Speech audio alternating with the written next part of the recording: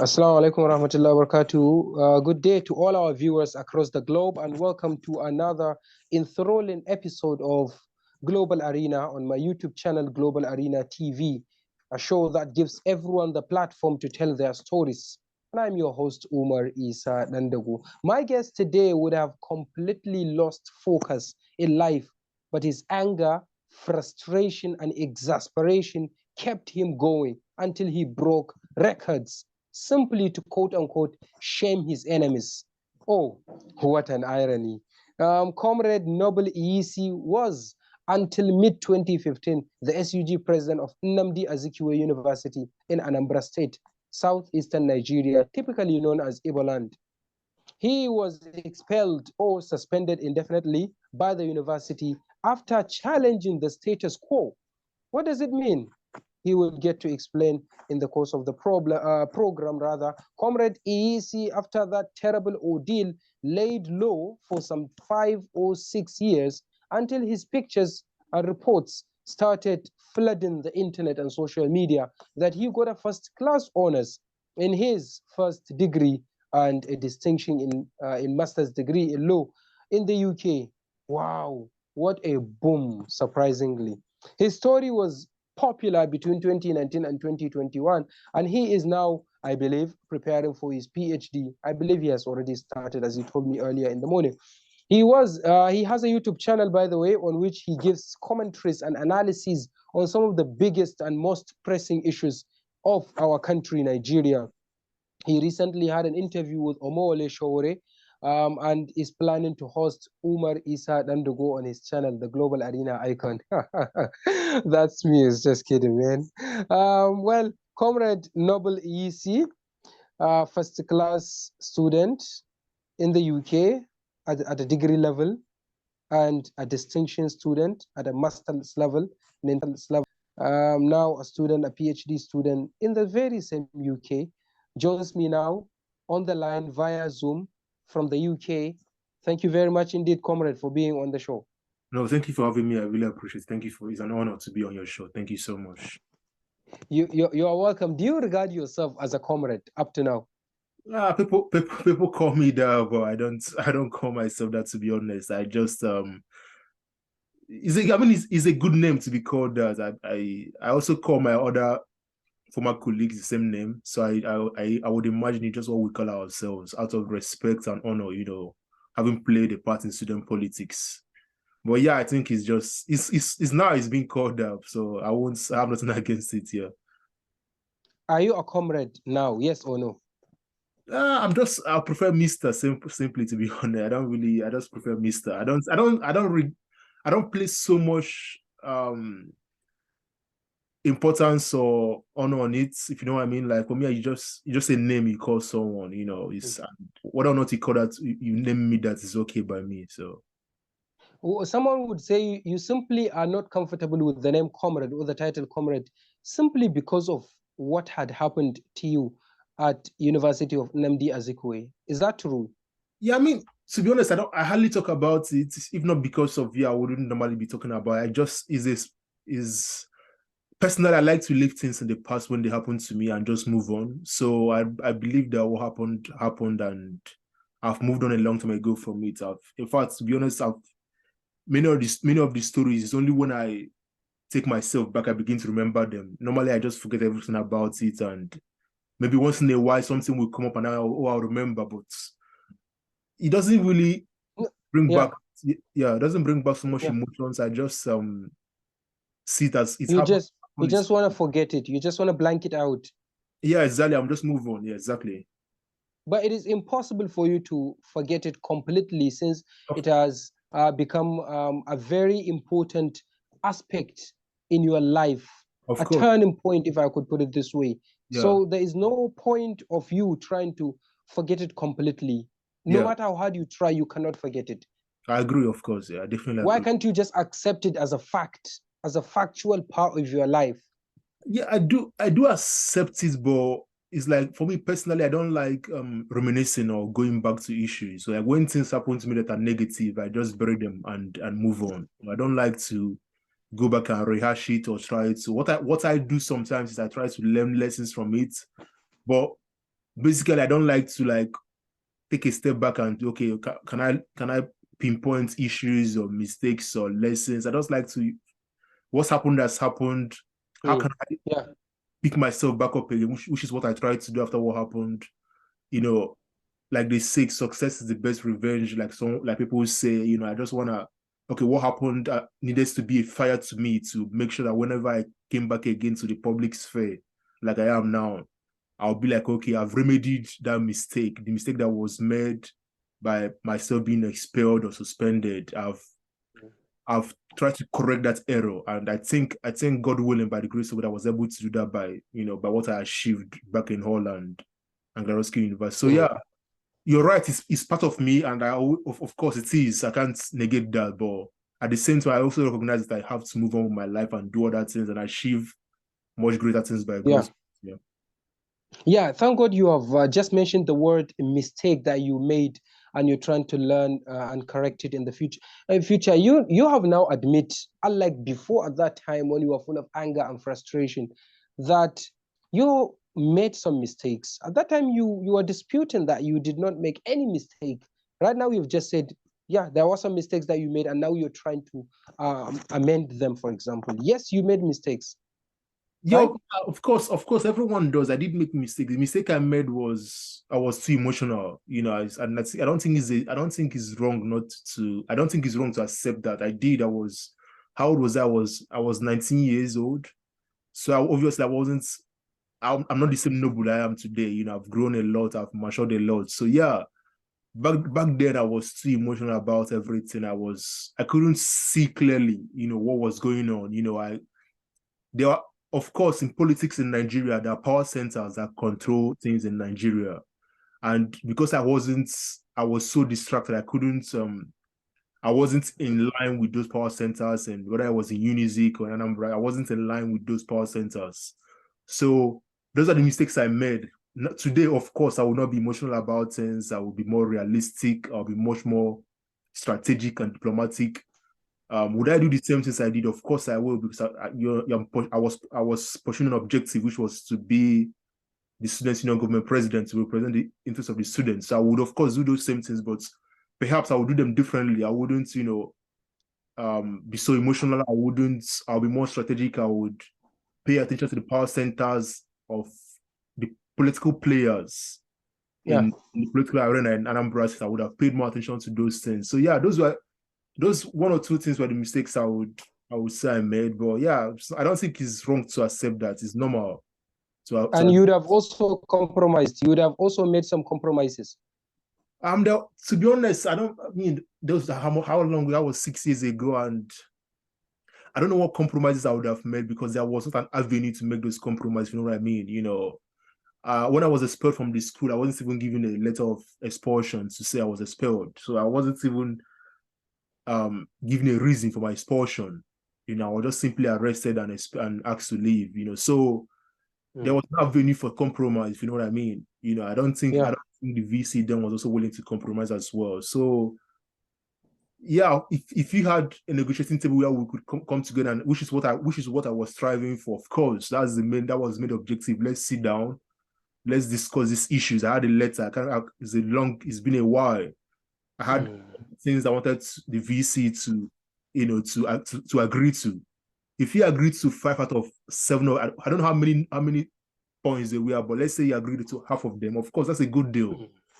But he wasn't even willing to blink to any of them. So there was no compromise to be made. I would have compromised, of course. If he agreed to 5 out of 10 things, of course, that's a good deal. But if you were not willing to even hear me out or pick one or two, then it makes no sense. There was no room to negotiate or to compromise at all. Yeah. Okay. Well, I think like this is very important.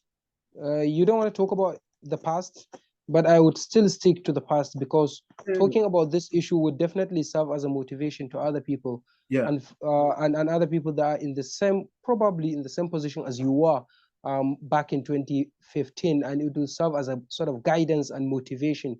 And I believe that you should be doing more of career talk and motivational speeches to university students and SUG presidents and stuff like that. So it would sound, it would serve as a motivation again, and it would serve as a guidance to them. So as part of my contribution, if any of an SUG president or SUG official, a student union government official, views this interview, I want it to serve um, as, as, as a lesson for him to know Yeah. what he should do and what he should not do, and the kind of steps that he should take and the kind of boundaries that he should not cross. So Yeah. let's look back at 2015. You were expelled from Nnamdi Azukwe in 2015. Can you talk us through what happened and why they kicked you away? Some reports suggested that you were challenging the status quo. How could you do that? Yeah, if I remember correctly, there were this is a long story, but I'm just gonna cut it short for the sake of the audience.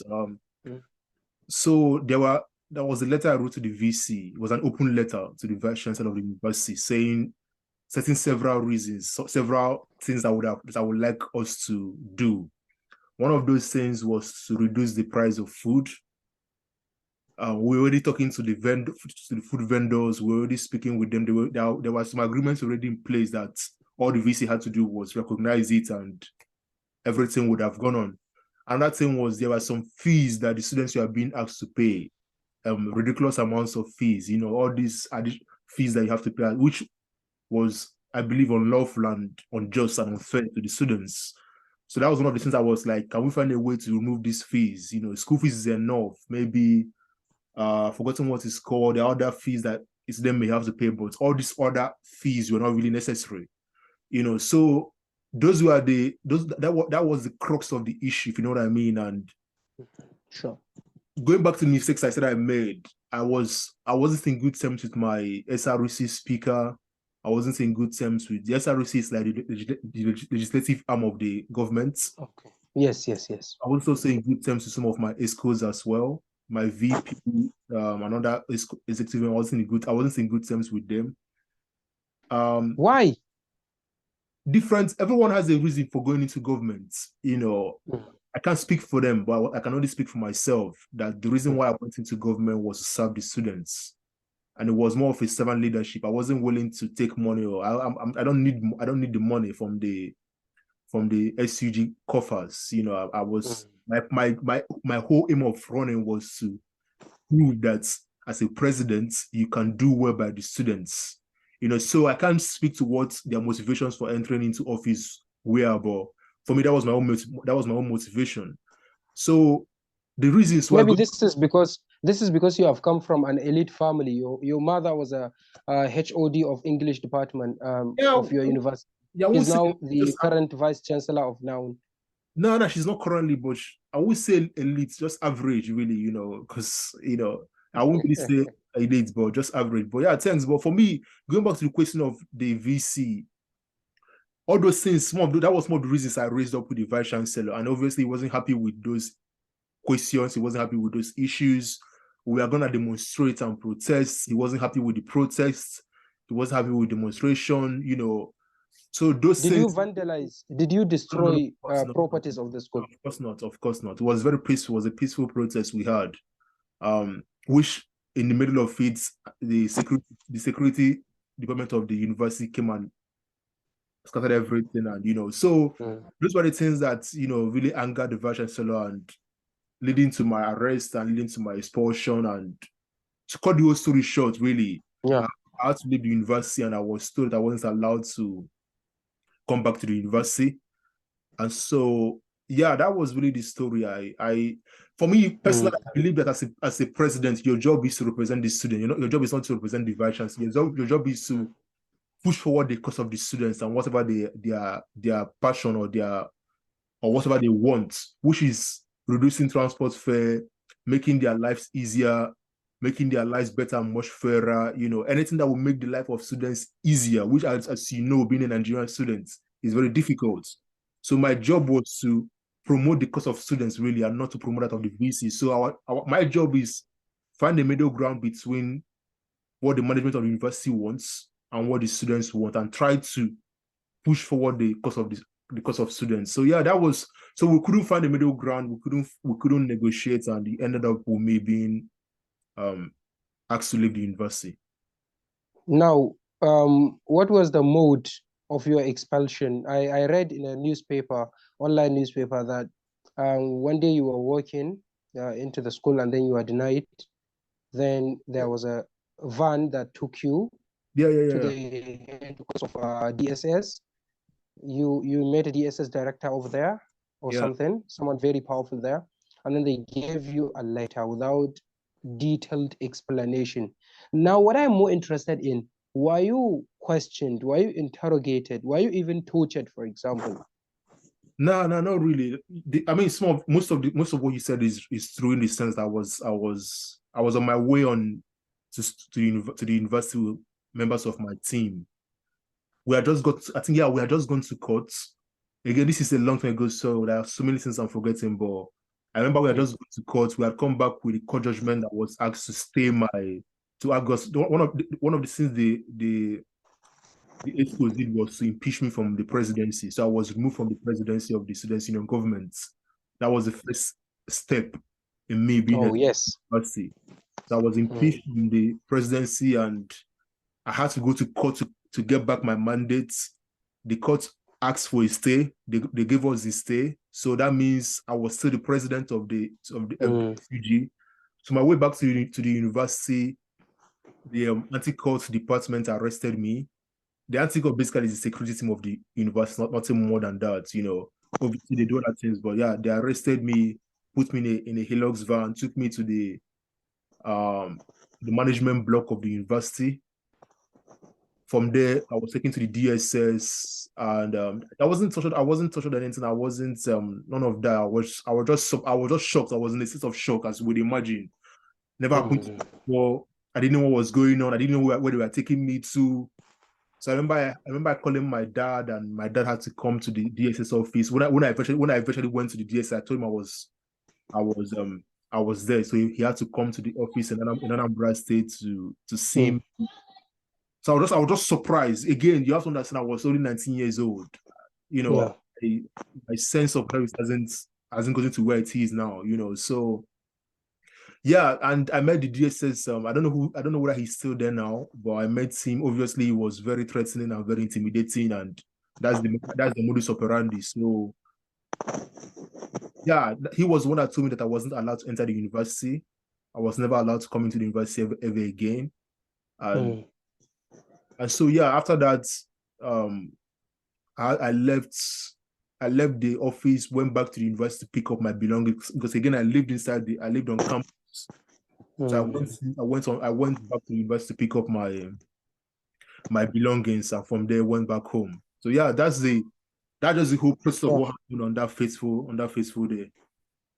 So to make it categorically clear, you were just intimidated verbally, kind of face to face, no physical harm, no physical torture. No, none at all. No, none at all. Okay. Speaking of the court, I'm just going through a report that I got from Daily Trust, which was published very long time at that time. According to a Daily Trust report released on the 24th of November 2016, the National Association of Nigerian Students, NANS Zone B, threatened to shut down the Nnamdi Azikiwe University, Awka State, over the alleged unlawful expulsion of the institution's student union government, SUG President Noble Eyisi, by the Vice Chancellor Professor Joseph Ahaneku. So the acting Vice Chancellor Professor Joseph Ahaneku described the allegations against him as quote-unquote dumbfounded and falsehood. The report continues to say, and I quote, speaking through the institution's spokesman, Mr. Emmanuel Ojukwu, Ahaneku said the former SUG president, that is you, was impeached by members of the SUG parliament, your own people that you served together with, those guys that were supposed to be by your side. He continues to say, even after his impeachment, he went to court to challenge it, but also lost, in quote. Ojukwu said, describing the allegation of embezzlement of SUG dues as infantile and stupid. That's according to Daily Trust. So there's no point of criticizing the VC. Is there any? No, there was obviously those are lies and not nonsense. To be honest, I mean, it's obvious that those guys were lying. So again, I mean, those names You are just lost at the court. Okay, you lost at the court. Are you saying that the vice chancellor had a strong influence in the court? no. I don't remember us losing at the court. What I know happened was that we got a stay of order, and as you know, in Nigeria, it's area, you could go to court, but no one wants to obey the court proceedings, as you all know. So yeah, that was basically what happened. I don't think we lost at the court, but to answer your question, really, the allegations were valid.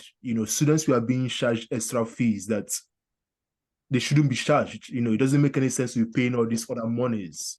I don't know what they were. I'm certain that we are being asked, even up to today, you can ask students up to today, they are being asked to still pay monies up to today that they shouldn't be paying, on top of their school fees, on top of their departmental dues, faculty dues, GS dues, so forth and so on. You're still being asked to pay all this money. So it doesn't just make any sense. So the right thing for me to do as the president was to say to the VC and to the management, these fees don't make any sense. Stop asking us to pay these monies. So all these things that the PRO, I think that's his job. They're just lies and innuendo, and he's obviously doing the job by protecting the vice chancellor. But yeah, I don't disagree with what I did. I believe I was doing what was right and protecting and advancing the cause of the students back then. So was it only you that were expelled at that time, or there were other people that were expelled alongside you? That was a close friend of mine that was expelled as well, but he ended up coming back to the university. So I was continued. Yeah, and finished. Or started afresh. No. Continued or started afresh. Continued and finished. Okay, good. Yeah. So now talk us through the mental health issues that you went through. I'm sure this must have made you emotionally devastated. No, of course. What did you go through? No, of course. For years, I was depressed about it. Even up to today, I still, like I said again, I avoid going into the minute details because I don't want to bring back memories and scars and things like that. But yeah, of course, definitely. Even up to today, I still detest some of the things that were done. I still remember one of the guys that was in the Hilux van with me. He was too aggressive. I don't know why. I know him. So I obviously know them, but for some reason, I don't know why he was super aggressive towards me when he arrested me. Up to today, I still can't fathom what I did or did not do to him. I didn't obviously do anything to him, but it was so personal for the guy. And for me, even the VC as well and the rest, yes, what he did, it was, I believe that was wrong. And I think for me, obviously it's the past now. I'm okay now. I'm better. It doesn't matter anyway. So I don't, for me, all those things are fire of fuel to my passion and my cause for life and whatever I want to achieve in life. All those things remind me of and push me towards, is the driving force for myself, So yeah, I was obviously depressed for years. I wasn't on social media for the first 4 years, I just did my thing. I didn't want to get involved in anything else. Even up to today, that's why when it comes to activism, I'm not really eager. I'm not really. I salute people like Shore, David, and the rest that are activists. But for me, that's one of the reasons why I've stayed away from activism, because for me, I don't see the benefits. So that's the main reason why I don't veer into those kinds of politics. Activism doesn't pay in Nigeria, right? Exactly. So that's one I just keep away from those kinds of. I just talk about it, but I don't want to get involved in the activism part, because for me, what's the point? People that do that, I salute them, I respect them, but personally, I wouldn't go into it. Still speaking of depression, did you have any suicidal thoughts? No, I wasn't up to that level. The only thing that came to my mind was, obviously up to today, I still remember all those that did all those things to me. I remember them like as if it was yesterday. I remember all of them, the SRC members. I still remember all the ESCO members, obviously the VC is top of the list. I remember him as if he were yesterday. I know him very well. Not that I know him very well. I know who he is. You know, I still, even the current VC now, I still know what. So, but it wasn't up to that level. Definitely not. But again, the scars, the memories are still there. You know, the one thing I know that happened was it was so personal. Again, you know, now these things are coming back, and I'm like, okay, yeah, the way they wanted to get me out of office, impeachment, everything, it was too personal for these guys. It was that was a passion with which they were doing it with. There was this hatred and passion and vile. You know, they weren't thinking about the future or 10 years from now, 20 years from now. You know, and all these things are lessons for myself, you know, looking back and okay, these are what defines a human being. These are people's characters, and this is how people behave. So I can learn my lessons. So yeah, definitely not suicidal thoughts at all now, but just lessons and things to keep to myself and remind myself of. Yeah. Well, let's stop right now. Let's stop the first episode. When we come back for the second episode, the conversation will continue. Thank you very much once again for your time.